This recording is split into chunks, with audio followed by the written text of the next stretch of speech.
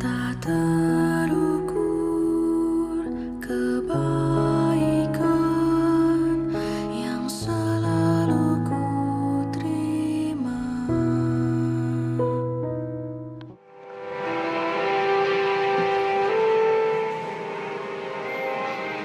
Bacaan dari Kitab Kejadian. Setelah Abraham mendapat anak, Ishak, maka Allah mencobai Abraham. Allah berfirman kepada Abraham. Abraham. Abraham menyahut, "Ya Tuhan." Sabda Tuhan, Ambillah anak tunggal kesayanganmu, yaitu Ishak. Pergilah ke tanah Moria, dan persembahkanlah dia di sana sebagai kurban bakaran pada salah satu gunung yang akan kukatakan kepadamu.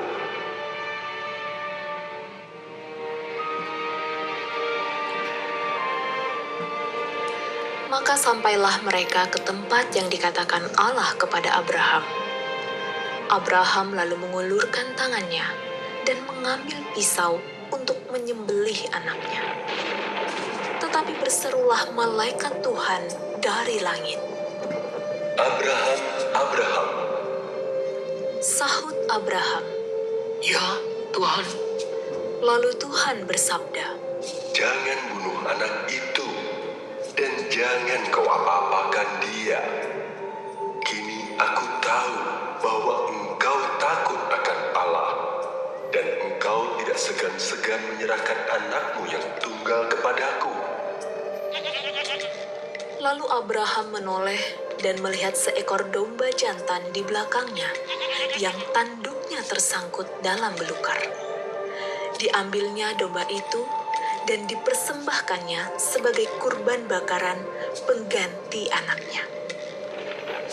Untuk kedua kalinya, berserulah malaikat Tuhan dari langit kepada Abraham, katanya, Aku bersumpah demi diriku sendiri, demikianlah firman Tuhan, karena engkau telah berbuat demikian, dan engkau tidak segan-segan menyerahkan anakmu yang tunggal kepadaku, maka aku akan memberkati engkau berlimpah-limpah, dan membuat keturunanmu sangat banyak, seperti bintang di langit dan seperti pasir di tepi laut, dan keturunanmu itu akan menduduki kota-kota musuhnya. Melalui keturunanmu lah segala bangsa di bumi akan mendapat berkat, sebab engkau mentaati sabdaku.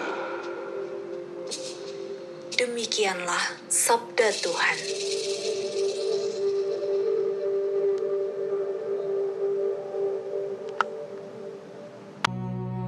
Tak terukur kebaikan yang selalu ku terima.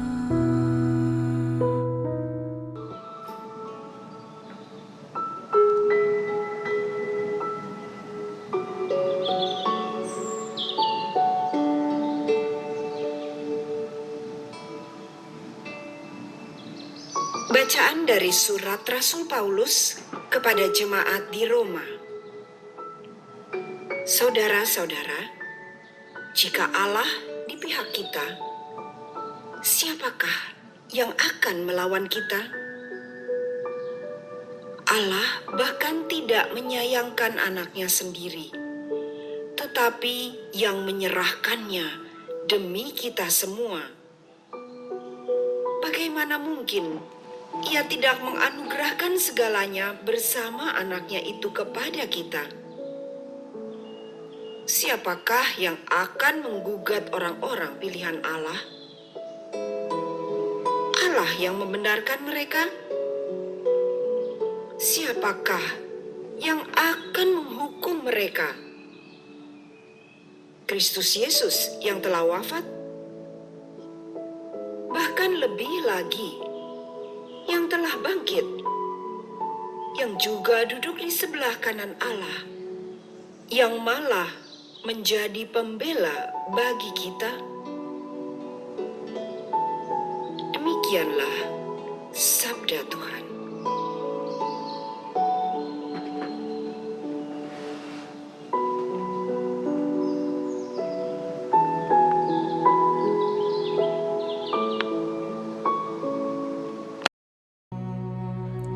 terukur kebaikan yang selalu ku terima.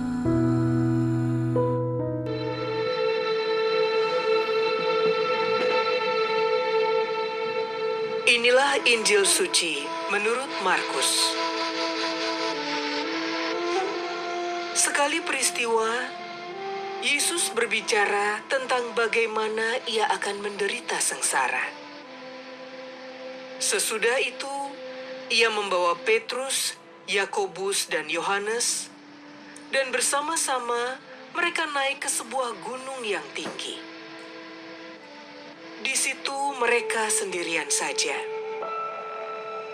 Lalu Yesus berubah rupa di depan mata mereka, dan pakaiannya sangat putih berkilauan. Tidak ada seorang penatu pun di dunia ini yang dapat memutihkan pakaian seperti itu. Lalu tampaklah kepada mereka Elia dan Musa. Keduanya sedang berbicara dengan Yesus. Kata Petrus kepada Yesus, Rabi, alangkah baiknya kita berada di tempat ini. Biarlah kami dirikan 3 kemah. 1 untuk engkau, 1 untuk Musa, dan 1 untuk Elia. Petrus berkata demikian sebab tidak tahu apa yang harus dikatakannya, karena mereka sangat ketakutan. Lalu datanglah awan menaungi mereka, dan dari dalam awan itu terdengar suara. Inilah putraku yang terkasih, dengarkanlah dia. Tiba-tiba, sewaktu memandang sekeliling, mereka tidak lagi melihat seorang pun bersama mereka kecuali Yesus seorang diri. Pada waktu mereka turun dari gunung itu, Yesus berpesan supaya mereka tidak menceritakan kepada siapapun apa yang telah mereka lihat itu sebelum Putra Manusia bangkit dari antara orang mati. Mereka memegang pesan itu sambil mempersoalkan di antara mereka apa yang dimaksud dengan bangkit dari antara orang mati. Demikianlah sabda Tuhan.